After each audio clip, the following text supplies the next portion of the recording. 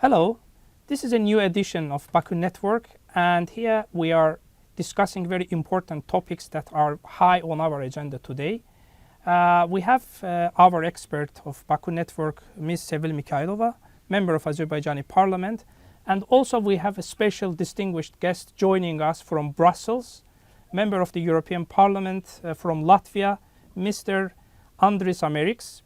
He is the vice chair of the Committee on Transport and Tourism of the European Parliament, and he is also the member of on the Committee of Petitions. So, Mr. Ameriks, Ms. Sevil Mikhailova, welcome.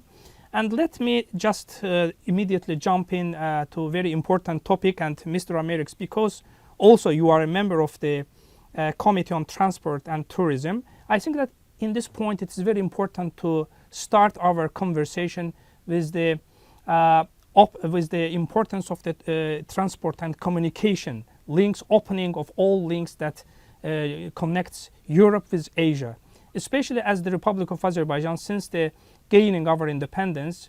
In Azerbaijan, we have always advocated for the opening of the transportation communication links in our region in order to develop regional cooperation, in order to join and connect all the regional countries in the South Caucus, and thus through this cooperation we have very good opportunity to connect to the European countries, to the European Union, on the one hand to Asia, to South, to North. So even after the ending of the war in South Caucasus, even after liberation of our territories, Azerbaijan continued advocating for the transportation, communication, and for the opening of all links in our region. So, Mr. Ameriks, what's your take on this, please?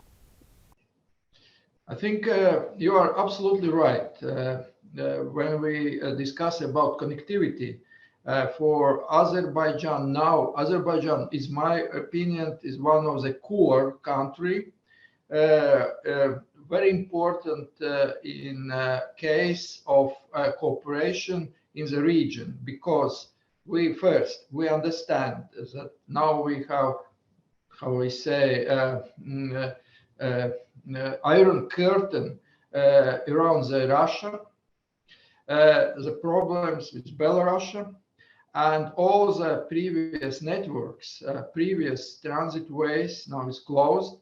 And for Azerbaijan, Azerbaijan is a stable country, predictable country, and now we just look for the main negotiator in this region, because if we're looking at all the network, all connectivity of the south, this is just only one way how we can reach another countries.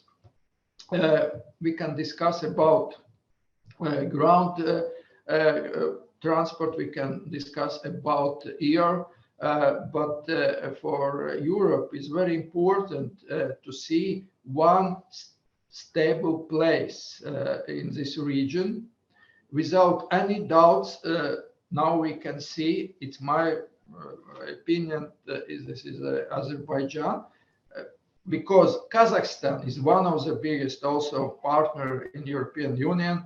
It says they don't have any exit to the Europe. They need these new routes, new possibilities to connect the European part, and Azerbaijan is the right time in the right place. If we look, I add one thing, and if we look for another connectivity possibilities for Bulgaria, Hungary, just connectivity with Turkey as well. Yes, no, I think you can play, and you current time play this very important role for next, maybe creating next relationships and new economical routes. I don't know why the Silk Roads, but this is absolutely sure that it's a very important economical routes between European Union and whole region, not just only Azerbaijan. And I think we will carry on all the discussions. Yes, one thing is energetical things. It's a gas pipelines or gas supplying to Europe, but it's also the other freight transport. It's a cargo things, and we will see. We don't know how long will continuous war in Ukraine.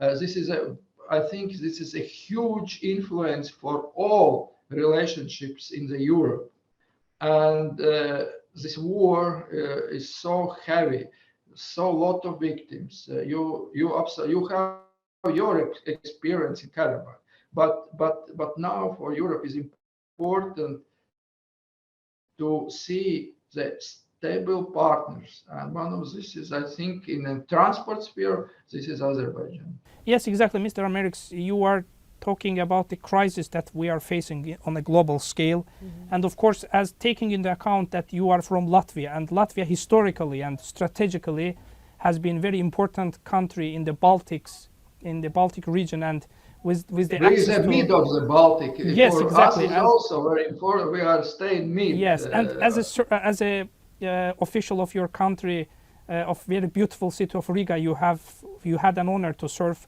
for this city many years, and of course we understand the point that you are talking about, because the Riga itself as a port city has been historically connecting the different regions, and we have like the biggest city of Azerbaijan, the capital of Azerbaijan, Baku, which lies on the shores of the Caspian Sea. And it seems that we have some similarities, historic similarities, geographic, and also this resemblances between our countries and nations talks too much what we are saying. So Ms. Mikhailova, and I think that in talking about this connectivity, it is very important also to speak about the missing element of Zengezur corridor, which is very important, because if we are talking about connectivity, talking about connecting east with west, the Silk Road project, of course it is very important that this missing element, Zengezur corridor,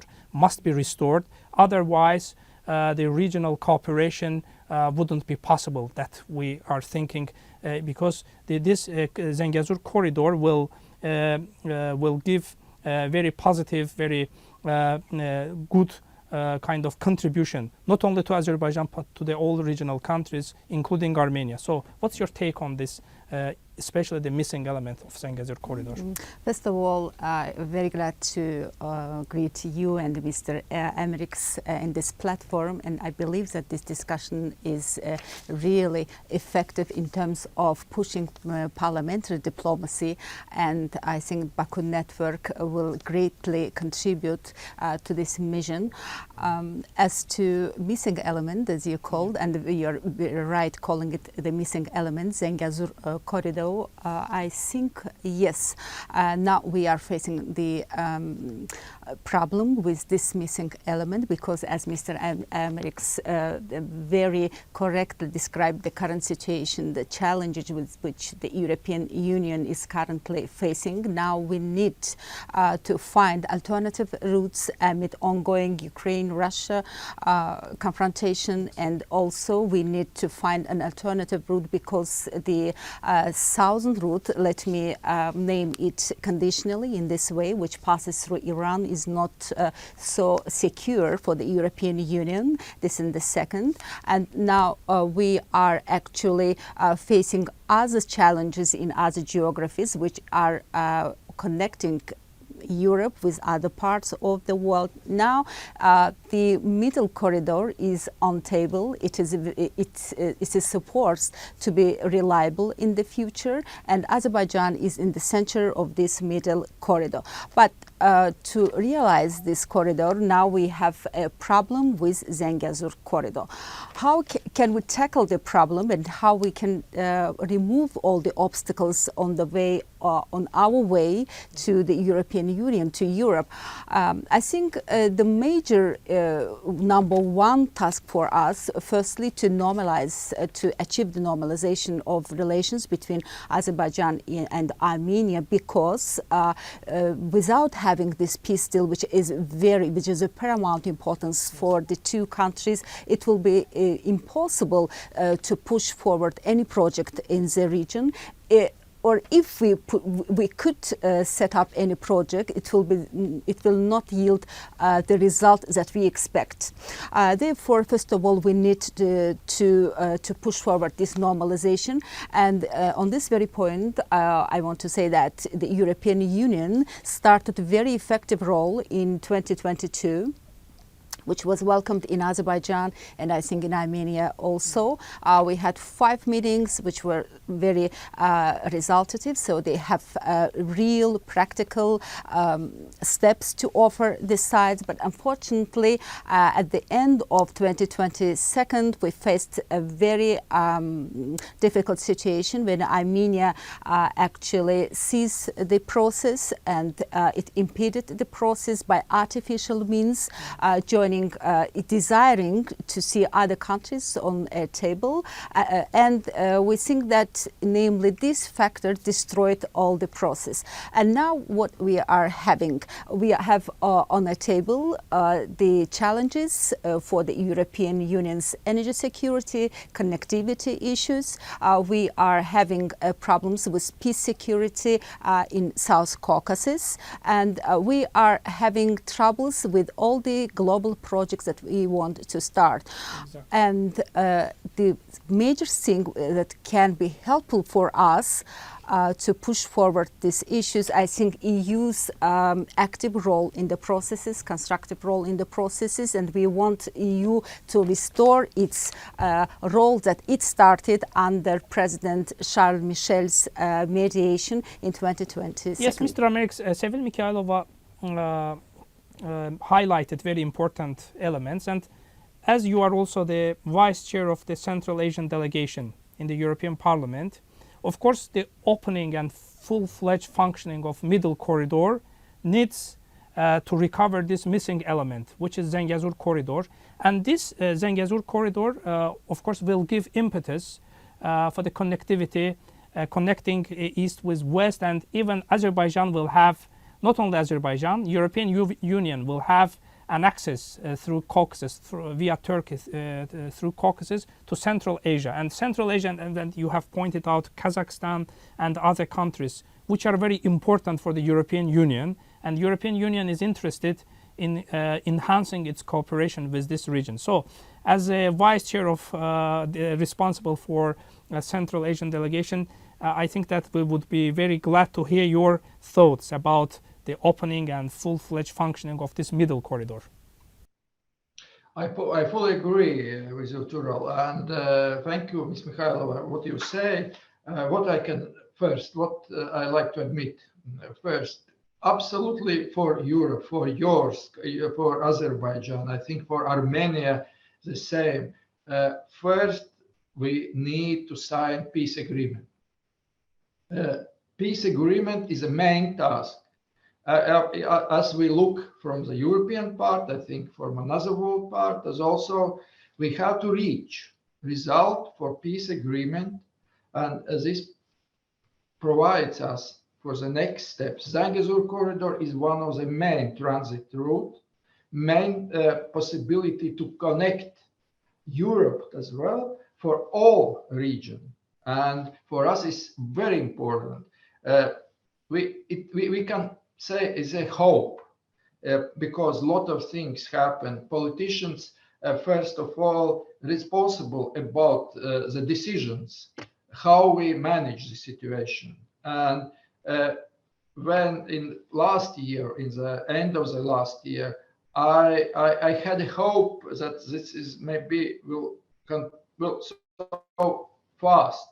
Now is absolutely worse situation, and it's also can say we worried about it. But Zengezur corridor, I think this is a main network for future cooperation, and it's not only for connectivity of all Azerbaijan territory, but it's a connectivity with all region. And this is very important because I will meet after 1 month. The Kazakhstan delegation will be in Brussels, and we also officially discussed about relationships and enhanced our relationship. And this is very important when Kazakhs say, yes, we can see our cooperation together with Azerbaijan. Exactly. Very good points, Yes. Mr. Ameriks. Yes. Very important point, yes. And if you look for all Central Asian region, yes, Uzbekistan, so important player in this region. We see what happened in other countries in Central Asia, in Tajikistan, in Kyrgyzstan. Yes, but now we can speak about long history of one conflict. And when the Azerbaijan renewed the borders and renewed the territory, the second thing is for everybody to see how we reach a peace agreement and discuss about investments, discuss about new steps in our, I think, more deep cooperation with Europe as well. And as in my position, what is a politician main task? To provide the obstacles, to provide platform, how we can reach it. Yes, and this is so important when we meet each other in person, when we just inform maximum society about what's the situation, because now main focus in the world involved now is a war in Ukraine. And this is absolutely disaster what happened in Ukraine, and all world now support to Ukraine to end this whole war against and we absolutely today say is Russia, go home. But also some local things around this conflict is one important thing, how we solve the situation in the region of Caucasus. Yes, and we absolutely understand that Caucasus connectivity with Europe is just only one way. If we look at the map, we all just learn in the schools geography, and you can open the maps and you can absolutely understand that in this region, Azerbaijan now is absolutely so important things, just responsible about many things, and we, as my person, support to reach the results for, I think, for next future. Yes, very good points, because Azerbaijan, Armenia and Russia came together 2 years ago, and these countries signed trilateral statement which emphasized that all transport and communication links in the region must be opened. So what we have seen, Azerbaijan allowed Armenian residents, the citizens of Azerbaijani citizens residing in Karabakh, using Laçın Road without any impediment. But on the other hand, unfortunately, Armenia still blocks and still does not allow Azerbaijan to connect with its Nakhchivan autonomous region. And this is unacceptable, because according to the international law, if you have signed an agreement, you must be obliged to implement this agreement. It is called one of the most important principles, pacta sunt servanta. If you sign it, you have to comply with it. So here, just I would like to say that, Ms. Mikhailova, Azerbaijan has been a reliable partner of the European Union. Well, recently, unfortunately, we have seen some biased documents in the European institutions, in the European Parliament, in the Council of Europe Parliamentary Assembly, some discussions taking place around the Laçın Road so-called blockade. And of course, as Azerbaijan, we are always interested in developing our relations. Even as the delegation of Azerbaijan, we have frequently visited the European Parliament. We would like to establish very good contacts with the European parliamentarians. But at the same time, unfortunately, some of them are brainwashed by some propaganda, pro-Armenian propaganda, and they don't, without knowing the reality, without having in-depth knowledge about the region, they discuss these elements related to Azerbaijan, and some biased documents come up as a result of this discussion. So just I would like to hear your thoughts. Of course, without any doubt, we have to develop our relations, but at the same time, we have to provide right information to our European colleagues that they do not fall again to the same trap. What do you think? Thank you very much for this point. I fully agree with you, and you were right saying that in many cases, unfortunately, our colleagues at the European Parliament, without deep knowledge of the true situation on ground, they adopt some resolutions, they come out with some political statements, which ultimately infringes our relations with the European Union, because, you know, there is a sympathy for the European Union in Azerbaijan. I want to say that over the past year, it increased because of European Union's President, Mr. Michel's very constructive mediation in normalization of relations between Azerbaijan and Armenia. And believe me, such irresponsible, I will call them in this way, because without knowing the situation, without true information, if you say it is blockade, I mean the last process is ongoing in Azerbaijan's Karabakh region, it is not only untrue, but it is also unfair. Therefore, we invite our colleagues from the European Parliament to come to visit Azerbaijan, to go to the place that they are frequently discussing. Unfortunately, but whenever they are coming, visiting, we saw the blackmailing campaign against those parliamentarians from the diaspora Armenian organizations, which blackmail them, which threaten them, even for the visit to Azerbaijan. It's unacceptable, because as European parliamentarians, they are free in their thoughts, freedom of action. But unfortunately, in this case, we are seeing so negative developments. Unfortunately, even in the European Parliament, some members of it are falling to this trap.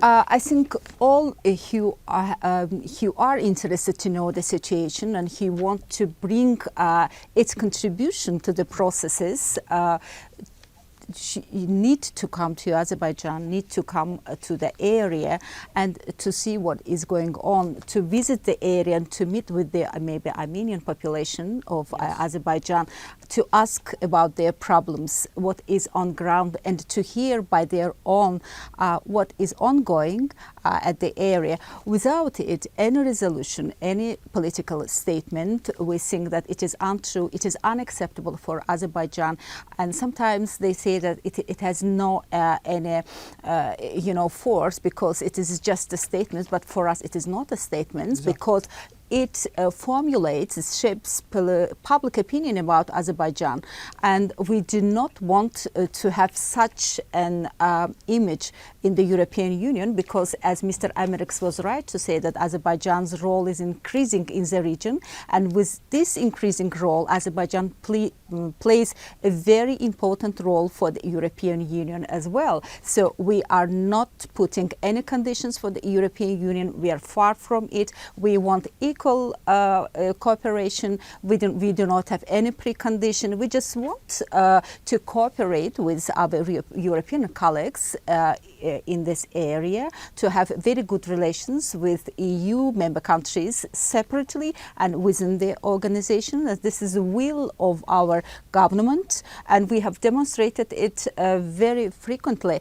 So what we had in 2022, an energy memorandum, signed with the European Commissioner here in Baku, Ms. Ursula von der Leyen, openly shows our will and our desire for cooperation, and we will go in this path, because Azerbaijani President İlham Aliyev has numerously said that cooperation with the European Union is very important, and it is very good that the European Union also accepts Azerbaijan as a reliable partner. So let's continue in this direction. We need truth. We are not against the criticism. So healthy criticism actually helps us to move in one direction. But I think biased documents, biased position yes, are it not, is not unacceptable. acceptable. So, Mr. Ameriks, you have heard about the increasing role of Azerbaijan. Ms. Mikhailova especially mentioned Azerbaijan is becoming a reliable partner for the European Union. Azerbaijan is not only contributing to the European Union in terms of energy security. We are planning to export green, clean energy yes. To European Union in forthcoming future. So it means that nevertheless, we have some problematic issues, especially within the European Parliament and some biased politicians' position. We have actually good room for cooperation. The energy memorandum signed between Azerbaijan and EU is a very good example of it. Also, President of Azerbaijan frequently visits the EU countries. By the way, we have very good relations with Latvia, between Azerbaijan and Latvia. We have 9 members of the EU signed strategic partnership agreement with Azerbaijan. So 1/3 of EU countries are friends and strategic partners with Azerbaijan. So taking all this account, all this picture, I think that still we have to hope for the best. And of course, our relationship with EU is important, must continue. What do you think? I think first in the European Parliament we established a friendship group with Azerbaijan as well, and it's not in Latvia or Lithuania. In the friendship group we have now more than 10 members of European Parliament, and we have to do so strong, just explaining and discussing about many issues because it's so difficult sometimes to change the mind of some politicians, because I maybe read some another information, but I would like to admit another very important thing for discussions and for future our cooperation. Some days ago, journalists in Brussels here asked me also the one question about citizenship in Azerbaijan and for Karabakh region as well. And I said that in Latvia, we have more or less similar situation. In Latvia live Latvians, Russians, Belarusians, Ukrainians, different nations, so many nations in Latvia. But in Latvia, we have Latvian citizenship. We ask for know the native language. If you are a citizen, you are responsible about just all rules and law, what is in force in Latvia. I think it is the same in Azerbaijan. If you discuss about your territory, your country, it's one citizenship and it's one law and one understandability of all things. And if some people say no, we don't like to take Azerbaijan citizenship and it's not for us, I think it's absolutely a wrong way. And it's also some maybe creating some discussions about what happened, history or some, because if in all countries, as I know, in Azerbaijan lives not just Armenians, from Georgia, people from Georgia, different nations live in Azerbaijan as well. But citizenship is one, same in Latvia, and for all, for Russians, for Ukrainians, for people who are living in Latvia, not native Latvians, because we are a whole country. And this is also very important to explain the situation. And then after that, we can discuss about all things, about strengthen our relations, about I think more information providing every day or every week for people who maybe sometimes not so being so touched to all regional problems in the Caucasus. Yes, because we know that in the European Parliament, some deputies is a main subject for discussions is Africa, Latin America, Venezuela, or some countries around the world, not just the Caucasus. And we have to understand that we have to speak about it. We have to speak loudly about it, yes? And after that, I think we will reach results. Yes, Mr. Ameriks, you have drawn very good parallels between multi-ethnic, multi-faceted nations that we are having, Latvians and Azerbaijanis. We have even, as I've mentioned before, we have the same history. We went through the same difficulties. Latvia and Azerbaijan, we first declared our independence in the beginning of the 20th century in 1918. Though our independence was interrupted and we were occupied by big powers at that time, but we continued our struggle. We were the first nations to declare our independence when the Soviet Union was collapsing. We were the Azerbaijans and Latvians, we were against this oppression, and still we are continuing our struggle today in order to testify before the world community that we are for peace, we are for justice. And of course here I would like to and all nations have to feel secure, safe in every country when they are citizens. Yes, Mr. Ameriks, I remember how it started. In the late 1980s, it was Latvians who stood up and protested against Soviet oppression. Yes. And it started with the peace protest, Baltic Way. The people, 1 to 2 million people together stood and yes, for 600 kilometers. Together, yes, they created kind of very strong, very good protest, demonstrated the world how people can peacefully protest against the oppression. And we were in Azerbaijan, we were in 1990 on 20th of January. We were the people, we were the nation who stood against the Soviet invasion. Soviet tanks invaded and massacred people, but we were not pulled back. We stood in our position, and we have been able to successfully to regain our independence. Now, of course, we have challenges, as you have mentioned, and here, I would like to hear your views about the future of our region. Of course, I believe that if Armenia comes to terms with Azerbaijan, if we sign peace agreement,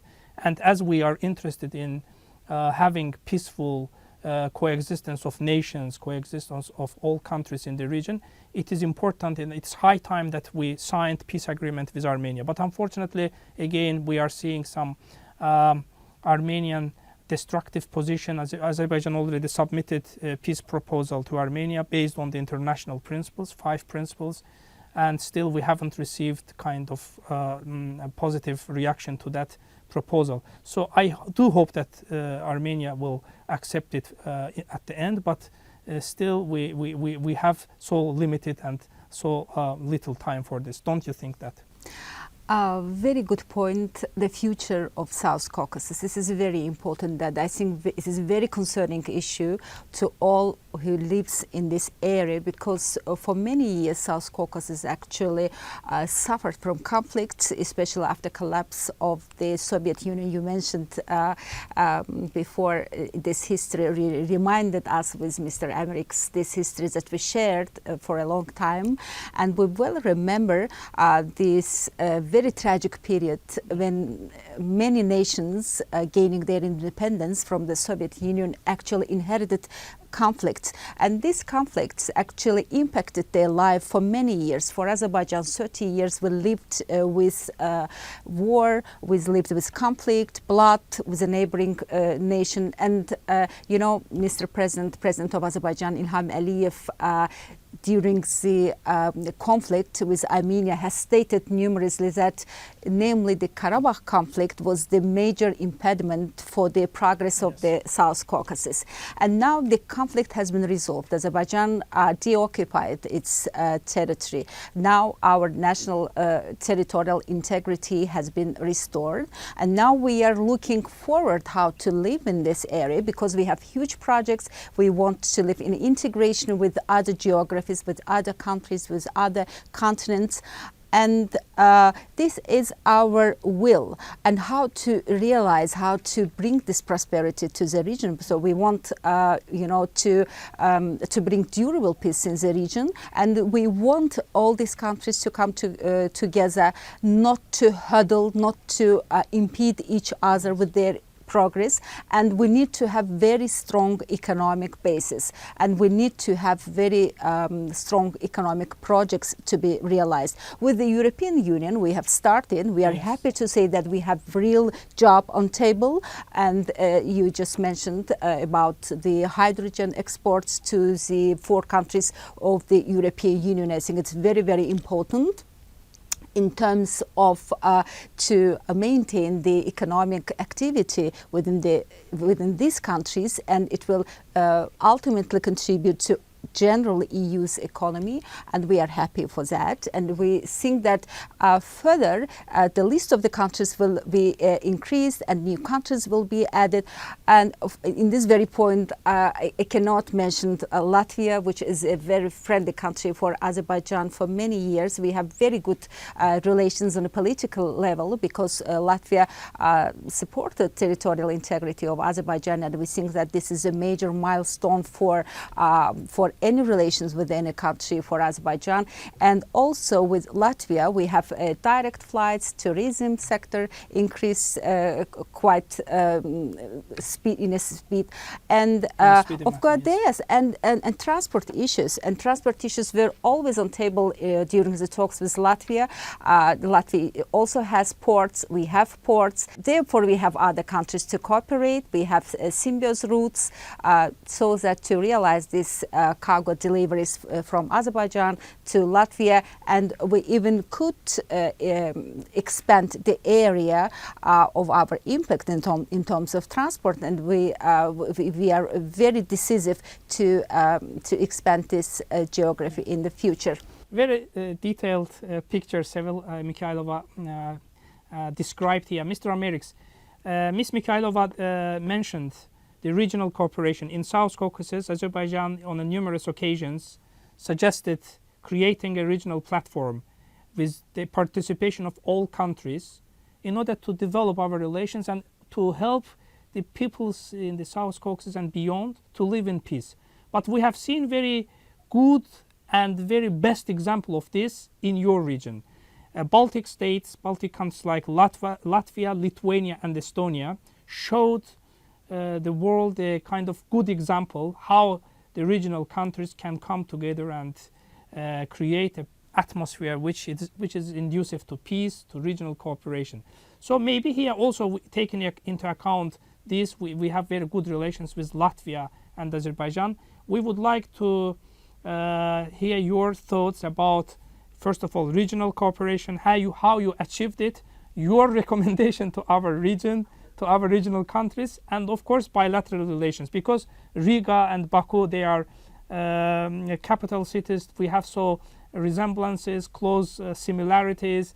Riga, by the way, looks very beautiful always, so unique architecture, and always in even Soviet times, I've heard from my parents, from my grandparents, the best city in the world to visit is the Riga. Favorite tourist destination for older generations. So these are very positive kind of moments that we have to recall and we have to follow. Thank you, Tural. Yes, I'd like to remind we have agreement with Baku port as well. Riga port and Baku port is so just for when the port in Baku just were built, that we are signing agreement, and now we can see the Baku port is one of the important part of economy of Azerbaijan, and we so I can say appreciate and satisfied about our cooperation for previous time. I have been in this time and signed the agreements as well. But yes, I think first what I can say, maybe this is the end of this issue, it's so important to think positively, to look how we can cooperate. Yes, and maybe something happened in the world, but what is the main responsibility for politicians? Not fight each other, not fight each other. But look how we can cooperate. In Baltic states now, we also compete each other. It's not that so all times we are brothers or sisters, but we compete each other. But we compete in the positive field. Yes, and how it's like in Scandinavia, yeah, Finland, Sweden. This is also the Nordic part. I can see now for Azerbaijan is so close neighbors in the European Union, the south part. Yes, we know in the south part you have good friends and good supporters. Yes, but I think for politicians is another task to work without break. We have work every day. We have explained the situation and try to do as much as possible to strengthen relationships. And I think this is one of the tasks for me as well, to be in Brussels and you to be in a parliament and Ms. Mikhailova in parliament in Azerbaijan. I think just continue this work. What can I say? Yes, and be in touch all time, and I think we all things will successful. Yes, last but not least, Ms. Mikhailova, I think that, of course, we have very good experience in the European Union members like Latvia to learn from each other. Like Mr. Amerik said, Latvia has always been proud member of the European Union, proud member of the international community with its multicultural, multi-ethnic configuration of its nation.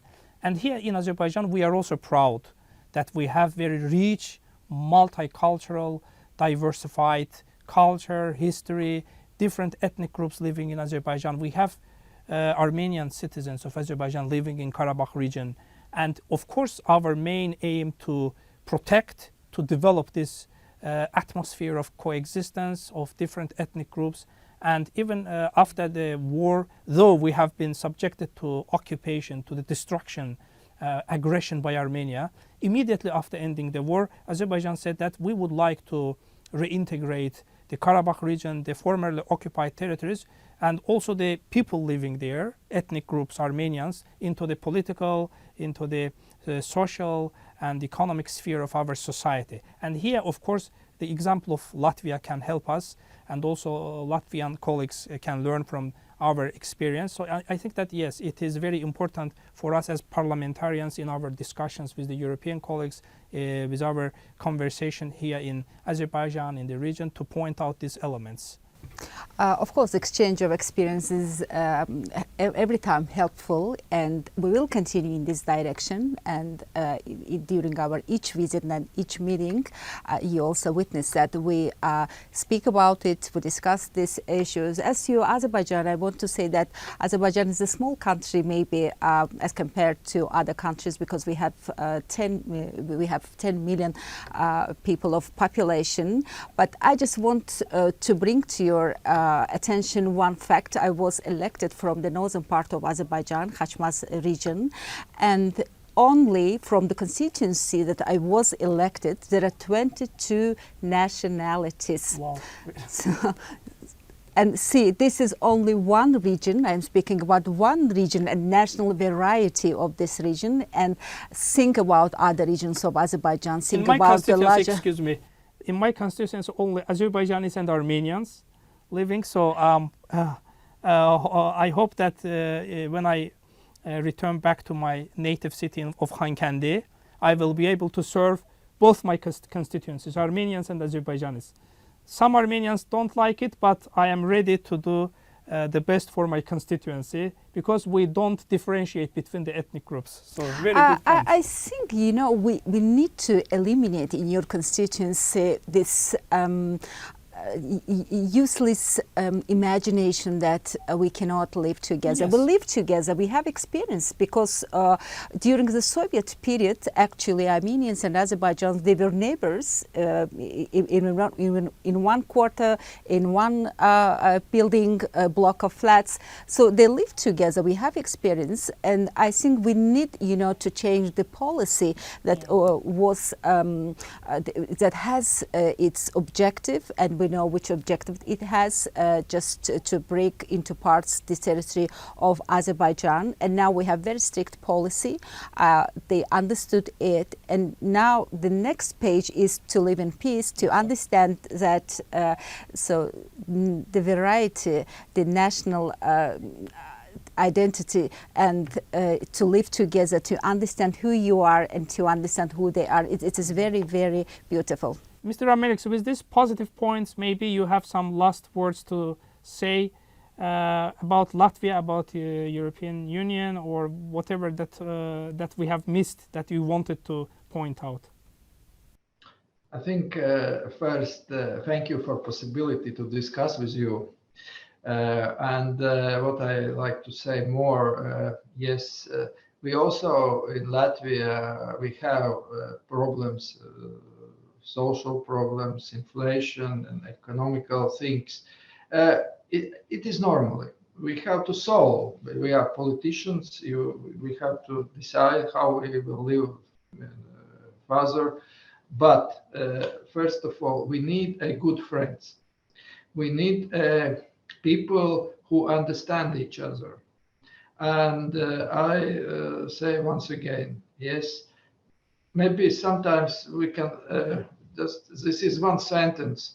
Yes, you need more friends than money. Yes, if you have more friends than money, you are rich. Yes, and in Latvia, yes, also we had elections in last autumn. We have new parliament and new government. It's also not easy to live because war has influence for many spheres in Latvia as well. But we need friends, and and Azerbaijan also need friends. And if you have more friends, more supporters, I think our life will stay better. Thank you very much. Very good points. And here I would like to wrap up our conversation. Very interesting. Of course, we could have spoken a lot about these issues, but we have limited time. And thank you very much, Mr. Ameriks, for your contribution. Thank you very much, Ms. Mikhailova, and hope to see you again in Baku Network.